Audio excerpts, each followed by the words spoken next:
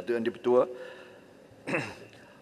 saya bangun untuk sama-sama membahaskan di peringkat dasar ini akan permohonan kerajaan untuk mendapatkan tambahan perbelanjaan dalam anggaran perbelanjaan mengurus tambahan pertama 2021 sebanyak 9.5 bilion dan juga yang pembangunannya sebanyak 5.5 bilion. Datuk Yang Di-Pertua, ringkasnya saya hanya menumpu kepada beberapa isu saja.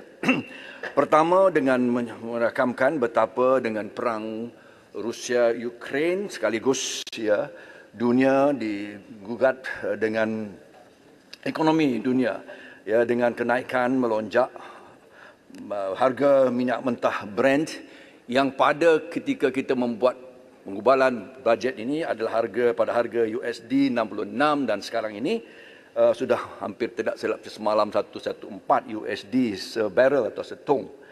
Yang dengan kata lain juga meninggalkan pelbagai kesan dan dampak yang agak parah. Namun sebagai sebuah negara yang merupakan net exporter kita mempunyai kelebihan sikit pada setiap RM1 kenaikan sebarrel minyak mentah ini kita mempunyai penambahan sebanyak 646 juta sumbangan kepada KDNK dan juga hasil kerajaan sebanyak 339 dan sekaligus juga menaikkan inflasi IHP indeks harga barang sebanyak 0.03 apapun kita perhatikan dengan itu pastinya persoalan subsidi subsidi minyak bahan api dan juga minyak masak tentunya akan terkesan dengan kenaikan ini kita punya the downside the upside kelebihan kita adalah kita eksporter juga maknanya dengan kata lain kita mendapat penambahan di samping sekadar cukai pendapatan petroleum duty export royalty dan juga dividen daripada Petronas. Jadi dengan kata lain juga sementara kita kena menambah subsidi yang perlu kita terpaksa tambah kita juga mempunyai pendapatan yang lebih. Persoalan besarnya adalah saya ingin tanya kepada Menteri sejauh mana dan bilakah akan benar-benar digubal, direncana dan dicerakinkan, direncanakan mengikut pakar-pakar ekonomi supaya pembaharuan dalam fiskal khususnya dengan subsidi ini. Sebab ketika kita mentadbir dahulu kita telah menyebutkan tentang bagaimana ianya mesti bersifat progresif atau dengan kata lain subsidi fokus kepada sasaran kumpulan rentan. Tapi hari ini kita lihat isu ini adalah isu di mana subsidi bahan api tidak bersasar. Dia juga begitu yang lain. Jadi dengan kata lain berlaku ketidakadilan di situ. Golongan tertinggi T20 mendapat 40% daripada kemanfaatannya sementara B20 kalau saya sebutkan dengan istilah itu hanya mendapat 4%. Mungkin saya ingin bertanya Menteri apakah lebih baik kita mensasarkan satu manfaat yang lebih adil dengan B40 70% contohnya, M40 20% dan T20 10%. Dengan kata lain juga sekaligus kita dapat lihat dengan apa yang sebenarnya ditanggung oleh rakyat. Jelas kehidupan mereka, jelas dengan apa yang sedang mereka tanggung dari sudut kesukaran, kehempetan hidup mereka, nyata bahawa apapun dengan tiga withdrawal ataupun pengambilan wang mereka daripada simpanan tua mereka, kita dapati bahawa hari ini seperti mana pokok Sena sebutkan sebentar tadi, kerajaan telah menggunakan wang simpanan tua mereka yang mereka terpaksa korbankan justru kerana tidak ada perancangan yang khusus untuk mengendali dan menangani persoalan kehidupan mereka.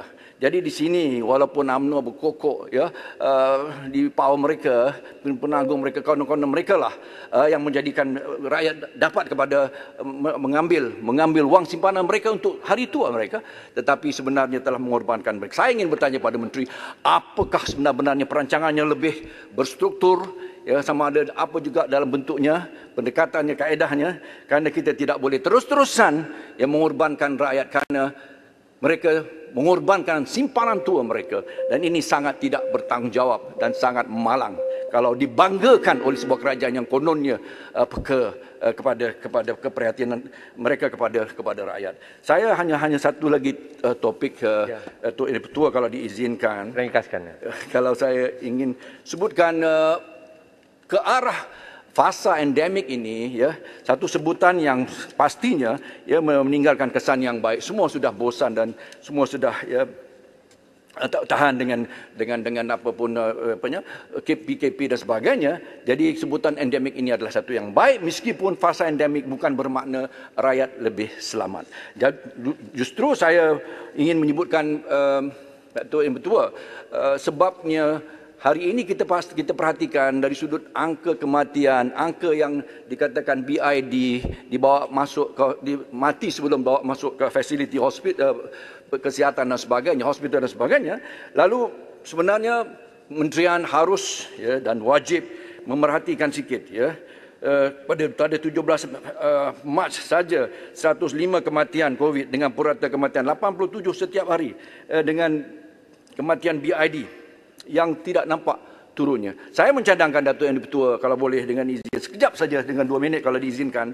Pertama, daripada kita hanya menekankan dos penggalak atau booster kepada semua orang, KKM sewajarnya menumpu kepada golongan warga emas, golongan rentan, supaya yang punya penyakit-penyakit kronik, dengan strategi yang saya istilahkan sebagai strategi yang disilakan oleh pakar-pakar public health physician dan sebagainya, strategi vaksinasi menumpu ataupun vaccination mopping strategy. Dengan kata lain, untuk kita garap dan kita tangani golongan rentan berisiko tinggi ini akan mengurangkan kematian dan juga BID. Itu satu. Keduanya, ringkasnya Tuan Ketua, mengambil daripada pengalaman pengurusan gelombang Delta dahulu, mengurangkan kematian dan BID, menumpukan, diberikan penumpuan kepada mereka yang bergejala atau simptomatik dengan lebih agresif dan serius supaya dapat dielakkan daripada terus kepada kategori 3, 4 dan 5 dengan cepat dan pantas. Ketiga, meningkatkan pengurusan pesakit-pesakit di fasiliti kesihatan prima, primary care, di peringkat PKD. Supaya termasuk memantau pesakit yang diarah untuk termasuk yang kuarantin di rumah dengan kaedah home surveillance orders ini, bagi meningkatkan lagi pengurusan tahap prima, termasuk klinik-klinik swasta di seluruh negara mesti dilibatkan secara berkesan dan berterusan.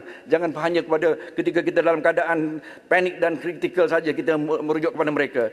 Dan dengan kata lain, kesihatan ini sebab ada seluruhnya kesihatan prima yang penting, termasuk klinik swasta itu. Keempat, memperkasa kapasiti kesihatan awam termasuk sumber tenaga manusia serta mempertingkatkan infrastruktur dan teknologi digital bagi